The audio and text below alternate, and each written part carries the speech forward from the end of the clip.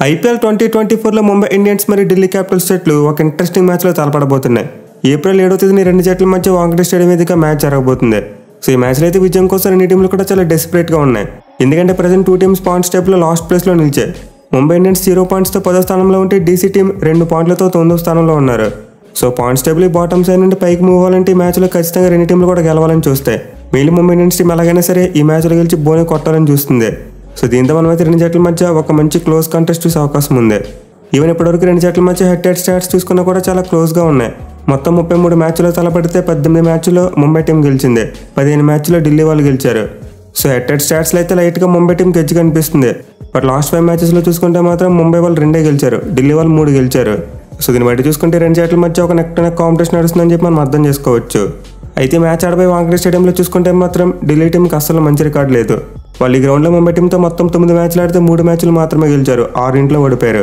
అలాగే ఓవరాల్గా చూసుకునే గ్రౌండ్లో డీసీ టీంకి విన్ పర్సెంటేజ్ అరౌండ్ 30 మాత్రమే ఉంది. అదే ముంబై టీంకి చూసుకుంటే ఇది ఒక కంచు కట్ట. వాళ్ళు చివరికి గ్రౌండ్లో మ్యాచ్ ఓడిపోయినప్పటికీ ముంబై టీంకి వాంఖేడే అంటే చాలా కలిసి వచ్చిన గ్రౌండ్. సో ఫస్ట్ మ్యాచ్లో అయితే ముంబై టీంకి ఖచ్చితంగా హోమ్ గ్రౌండ్ సపోర్ట్ ఎంతో కొంత ఉంటుంది. అయితే ప్రజెంట్ ఆ టీంలో నాటకాల పరిస్థితి కొంచెం డిఫరెంట్గా ఉంది. ముంబై ఇండియన్స్ టీం యొక్క డ్రెస్సింగ్ రూమ్ వాతావరణం ప్రీవియస్గా ఉన్నట్లేదు. వాళ్ళ టీంలో చాలా గందరగోళాలు జరుగుతున్నట్టు డైలీ న్యూస్ వస్తుంది. ఈవెన్ తమ లాస్ట్ మ్యాచ్లో కూడా హోమ్ గ్రౌండ్ ఫ్యాన్స్ ముంబై టీంకి సపోర్ట్ చేయలేదు, ఎస్పెషల్లీ హార్దిక్ పాండ్యాని బూ చేశారు. సో ఈ గ్రౌండ్లో ముంబై టీం ప్రజెంట్ అపోనెంట్ టీంతో మ్యాచ్ ఆడుతున్నారు. అట్ ది సేమ్ టైం తమ హోమ్ గ్రౌండ్తో కూడా ఒక మ్యాచ్ ఆడుతున్నారు. ముంబై ఫ్రాంచైజ్కు మరి వాళ్ళ హోమ్ క్రౌడ్కు సరిగ్గా ర్యాపో సెట్ అవ్వలేదు. సో ఈ మ్యాచ్లో కూడా ఇది కంటిన్యూ అయితే ముంబై టీం గెలవడం కొంతవరకు కష్టం.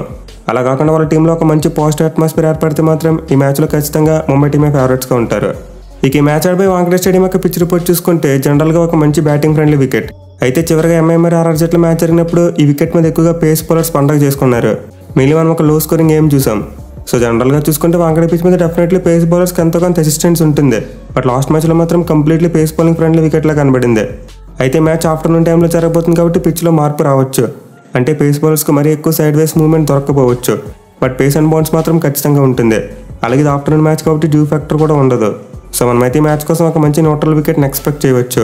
అంటే బాల్ మరియు బ్యాట్ మ్యాచ్ ఒక ఈక్వల్ కాంపిటీషన్ నుండి వికెట్ని ఎక్స్పెక్ట్ చేయవచ్చు. ఇక గ్రౌండ్ యొక్క స్టాట్స్ విషయానికి వస్తే ఇప్పటివరకు మొత్తం 110 ఐపీఎల్ మ్యాచెస్ జరిగాయి. అంటే 110 మ్యాచ్ల్లో ఫస్ట్ బ్యాటింగ్ చేసిన టీమ్స్ 50 మ్యాచ్లో గెలిస్తే చేస్ చేసిన టీమ్స్ 60 మ్యాచ్లో గెలిచాయి. అలాగే గ్రౌండ్లో ఫస్ట్ ఇన్నింగ్స్ యావరేజ్ స్కోర్ 169 పరుగులు. సో ఈ స్టాట్స్ బట్టి అయితే చేస్ చేసిన టీంకి స్లైట్గా ఎడ్జ్గా అనిపిస్తుంది. బట్ ముందు చెప్పుకున్నట్టు ఇది ఆఫ్టర్నూన్ గేమ్ కాబట్టి డ్యూ ఫ్యాక్టర్ ఉండదు. దీంతో చేస్ చేయడం అంత ఈజీగా ఉండకపోవచ్చు. మెయిన్లీ సెకండ్ హాఫ్లో పిచ్ కొంతవరకు స్లోగా మారినా కూడా మనం ఆశ్చర్యపోవడం లేదు. సో దీన్ని బట్టి చూసుకుంటే మేబీ మ్యాచ్లో టాస్ గెలిచిన కాబట్టి ముందుగా బ్యాటింగ్ తీసుకోవచ్చు. లేదు హిస్టారికల్గా ఇది ఒక మంచి చేసింగ్ గ్రౌండ్ కాబట్టి ఫీల్డింగ్ తీసుకుని ఆశ్చర్యపోవడం లేదు. సో మేబీ మ్యాచ్లో టాస్ అనేది అంత కీ రోల్ ప్లే చేయకపోవచ్చు. ఇక టీం విషయానికి వస్తే Mumbai team under the pump. వాళ్ళు ఆడిన ఫస్ట్ 3 మ్యాచెస్లో కూడా ఓడిపోయారు. అయితే ఈ మ్యాచ్లో ఆ టీం కన్నా బిగ్గెస్ట్ పాజిటివ్ ఏంటంటే Suryakumar Yadav is back. So అతనైతే ప్రజెంట్ టీంతో చేరిపోయాడు, అలాగే ప్రాక్టీస్ కూడా మొదలుపెట్టాడు. అండ్ మోస్ట్ లైక్లీ మ్యాచ్కి అందుబాటులో ఉండే అవకాశాలు ఉన్నాయి. సో సూర్యగానికి వచ్చారంటే ఖచ్చితంగా ముంబై టీం బ్యాటింగ్ చాలా స్ట్రాంగ్ అవుతుంది. Mainly present sky world number 1 T20 batsmen. So అలాంటి బ్యాట్స్మెన్ టీంలో చేరడం వల్ల ఖచ్చితంగా ముంబై బ్యాటింగ్ చాలా బలంగా తయారవుతుంది. ఇక అదంతో పాటు లాస్ట్ మ్యాచ్లో కొలాప్స్ పక్కన పెడితే మిగతా మ్యాచ్లో ముంబై బ్యాట్స్మెన్ బాగానే బ్యాటింగ్ చేశారు. బట్ ఎవరు కూడా ఇప్పటివరకు పెద్ద ఇన్నింగ్స్లు ఆడలేదు. ఒక్క తిలక్ వర్మ మాత్రం హాఫ్ సెంచరీ కొట్టాడు. సో ముంబై బ్యాట్స్మెన్ దగ్గర నుండి అయితే ఇంకా భారీ ఇన్నింగ్స్లు రావాలి. మెయిన్ హిట్మెన్ రోహిత్ శర్మ ఒక పెద్ద ఇన్నింగ్స్ ఆడితే ఆ టీం ఈజీగా మ్యాచ్ గెలిచే ఛాన్సెస్ ఉంటాయి. అలాగే ఇషాన్ కిషన్ చూసుకున్న, పాండ్యా చూసుకున్న, టిమ్ డేవిడ్ చూసుకున్న చాలా క్యాపబుల్ ప్లేయర్స్. సో స్కై కనుక తిరిగి వస్తే వీళ్ళందరూ చేయవలసిన అతనికి మంచి సపోర్ట్ ఇవ్వడమే. మెయిన్లీ స్కై మీద ప్రెజర్ పడకుండా వీళ్ళంతా స్ట్రైక్ రొటేట్ చేస్తే అతనికి ఎక్కువగా బ్యాటింగ్ ఇస్తే ఈజీగా భారీ స్కోర్ వచ్చేలా చేస్తాడు. ఇక వాళ్ళ బౌలింగ్ విషయానికి వస్తే ఆకాశ్ మధ్వాల్ చేరిక అనేది ఇప్పుడు వాళ్ళ స్ట్రెంత్ని చాలా పెంచింది. ప్రీవియస్గా చూసుకుంటే వాళ్ళ దగ్గర ఓన్లీ బుమ్రా రూపంలోనే ఒక స్ట్రాంగ్ బౌలర్ ఉండేవాడు. బట్ ఆకాశ్ మధ్వాల్ మరియు బుమ్రా కాంబినేషన్ ఇప్పుడు ముంబై టీంకి చాలా కీ రోల్ ప్లే చేయబోతుంది. అయితే మిగతా బౌలర్స్ చూసుకుంటే మాత్రం ఖచ్చితంగా ఫామ్లోకి రావాలి. మెయిన్లీ పీయూష్ చావ్లా ఈ సీజన్లో పెద్దగా ఎఫెక్ట్ చూపించలేదు. అలాగే కొయిజియా చూసుకున్నా, మఫాకా చూసుకున్నా కూడా పెద్దగా రాణించింది ఏమీ లేదు. సో ఇండియన్ ఫాస్ట్ బౌలర్స్తో పాటు ఫారెన్ ఫాస్ట్ బౌలర్స్ కూడా ముంబై టీంకి రాణించాలి. అప్పుడు మాత్రం వాళ్ళ బౌలింగ్ యూనిట్ బాగా క్లిక్ అవుతుంది. ఇక టీంలో చేంజెస్ విషయానికి వస్తే నేనైతే ఒక్క మార్పుని ఎక్స్పెక్ట్ చేస్తున్నా. అదేంటంటే నమందిర్ ప్లేస్లో సూర్యకుమార్ యాదవ్ టీంలోకి వస్తాడు. అలాగే వాళ్ళు మేబీ ఇంపాక్ట్ ప్లేయర్ విషయంలో బ్రేవిస్ని కాకుండా షెఫర్ట్ ఆడించే అవకాశాలు ఉంటాయి. ఇన్ఫాక్ట్ వాళ్ళు కావాలనుకుంటే ఇండియన్ బ్యాట్స్మెన్ రూపంలో నెహల్ వద్ర కూడా అందుబాటులో ఉన్నాడు. సో ముంబై టీం దగ్గర అయితే చాలా మంచి బెంచ్ స్ట్రెంత్ ఉంది, వాళ్ళు కరెక్ట్గా యూజ్ చేసుకోవాలంతే. ఇక ఢిల్లీ టీం విషయానికి వస్తే లాస్ట్ మ్యాచ్లో వాళ్ళకి పీడకల. సిఎస్కే మీద ఒక అద్భుత విజయం కొట్టిన తర్వాత నెక్స్ట్ మ్యాచ్లో కోల్కతా టీం వాళ్ళకి చుక్కలు చూపించింది. సో డీసీ బౌలర్స్ అయితే లాస్ట్ మ్యాచ్లో ధారాళంగా రన్స్ ఇచ్చుకున్నారు. అండ్ దీనికి ఆబ్వియస్ రీజన్ వాళ్ళకి 2 మెయిన్ బౌలర్స్ అందుబాటులో లేరు. లాస్ట్ మ్యాచ్లో కుల్దీప్ యాదవ్ మరియు ముఖేష్ కుమార్ ఇద్దరు ఆడలేదు. సో వీళ్ళిద్దరు కనుక పెట్టుకుంటే ఖచ్చితంగా తిరిగి ప్లేయింగ్ లెవెల్లోకి వస్తారు. అండ్ వీళ్ళు వస్తే ఆటోమేటిక్గా వాళ్ళ బౌలింగ్ చాలా స్ట్రాంగ్గా కనిపిస్తుంది. ఈవెన్ వాళ్ళకి హెన్రిక్ నోకియాకి బ్యాకప్గా జే రిచర్డ్సన్ లాంటి ప్లేయర్ కూడా ఉన్నాడు. సో ఓవరాల్గా ఢిల్లీ బౌలింగ్ యూనిట్ అయితే క్వాలిటీగానే కనిపిస్తుంది. ఎక్స్పీరియన్స్తో పాటు మంచి యంగ్ ఫాస్ట్ బౌలర్స్ ఉన్నారు. అలాగే వాళ్ళ స్పిన్ టాప్ నాచ్లో ఉంది. బట్ ఈ మ్యాచ్లో అందరూ అవైలబుల్గా ఉంటారా లేదనేది ఒక క్వశ్చన్ మార్క్. ఇక వాళ్ళ బ్యాటింగ్ విషయానికి వస్తే ఓపెనర్స్ బాగానే రాణిస్తున్నా మిచెల్ మార్ష్ మాత్రం బాగా ఫెయిల్ అవుతున్నాడు.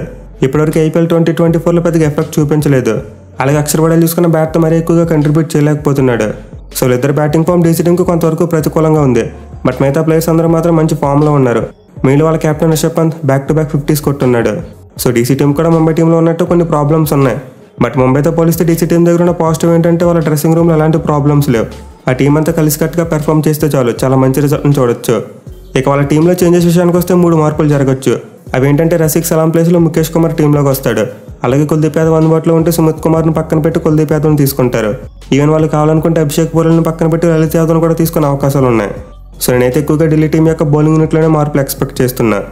ఎనివే ఈ మ్యాచ్లో డీసీ టీం గెలవాలంటే ముంబై బౌలర్స్ అయిన ఆకాశ్ మధ్వాల్ మరి బుమ్రా వీళ్ళిద్దరికి ఎక్కువగా వికెట్స్ ఇవ్వకూడదు. And also DC bowling unit కలిసికట్టుగా రాణిస్తే ఈ మ్యాచ్లో ముంబై టీంలో ఓడించడానికి చాలా ఎక్కువ అవకాశాలు ఉంటాయి. మరి మీరు ఈ మ్యాచ్లో ఎవరు గెలుస్తారనుకుంటున్నారు కింద కామెంట్ చేయండి. Thank you for watching. Have a nice day.